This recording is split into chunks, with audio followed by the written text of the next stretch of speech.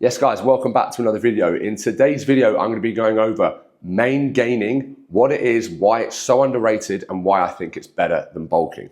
So we've all heard of cutting and we've all heard of bulking, but what if I told you there's a way where you can still build muscle and stay just as lean, almost like the best of both worlds, and that comes to main gaining. It's becoming quite popular. It's something that I've loved and done for years, but it's not for everybody, and that's what I want to break down in this video. First of all, what is it, okay?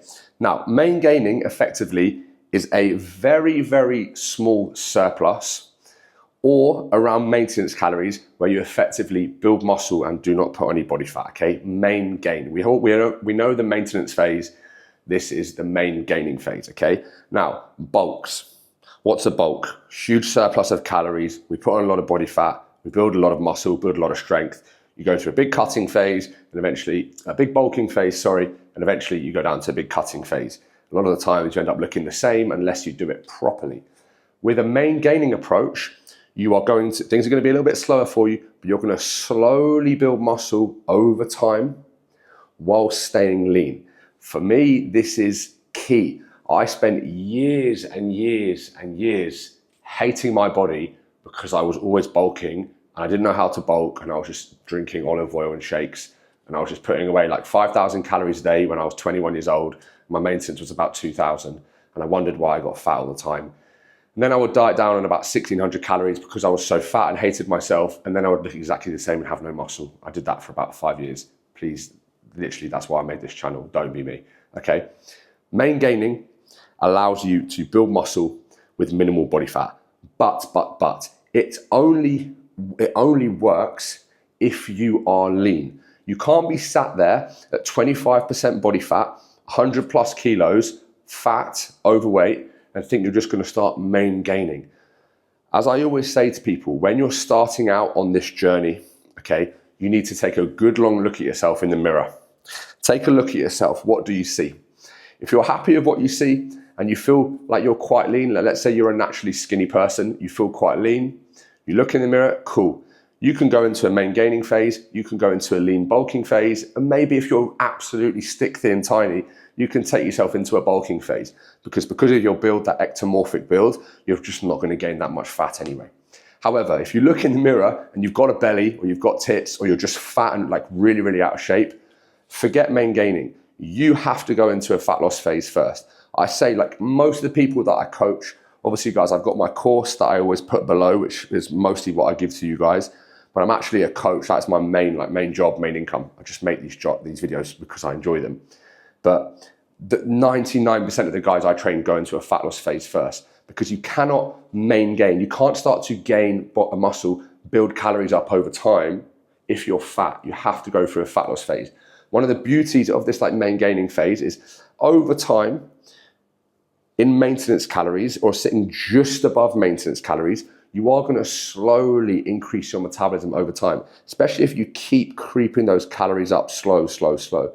Over time, you're going to end up having more food coming in, but being just as lean, which puts you in a great position for a fat loss phase. But if you're watching this and you're overweight, you need to go into a fat loss phase first. You have to pull fat off.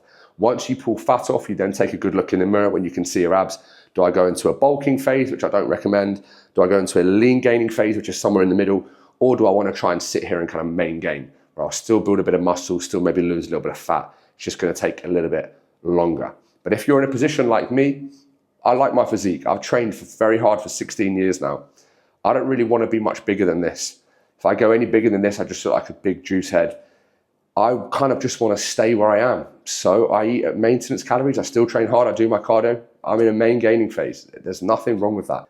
Now, the reason why it works so well is because, first of all, you have a life. Your calories can be quite high, but you are still going to build muscle and not put on much body fat. And that is the key at the end of the day, guys.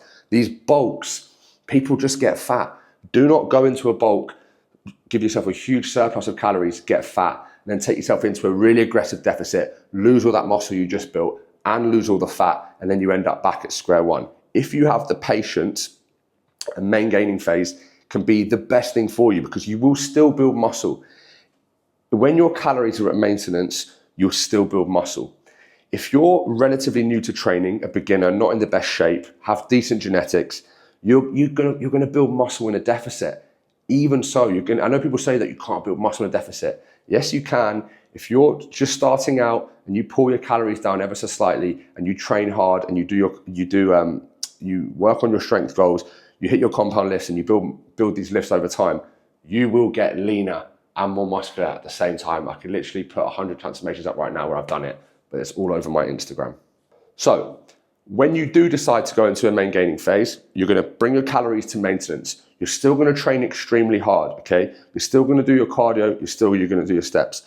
You're still aiming in those sessions to beat PRs and to get stronger over time. Because what will happen is you will still build a little bit of muscle and your calories are in a good place. So over time, you will lose a little bit of body fat. And what you'll find, what I found with a lot of people, is you end up almost like tightening up at the weight.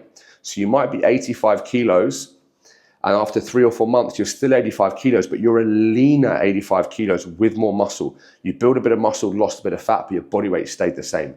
That is key, okay? But remember, if you've got too much body fat, you have to go into a fat loss phase. If you're absolutely tiny, very, very skinny, you should go into a muscle building gaining phase, okay? Which I've got loads of videos on this.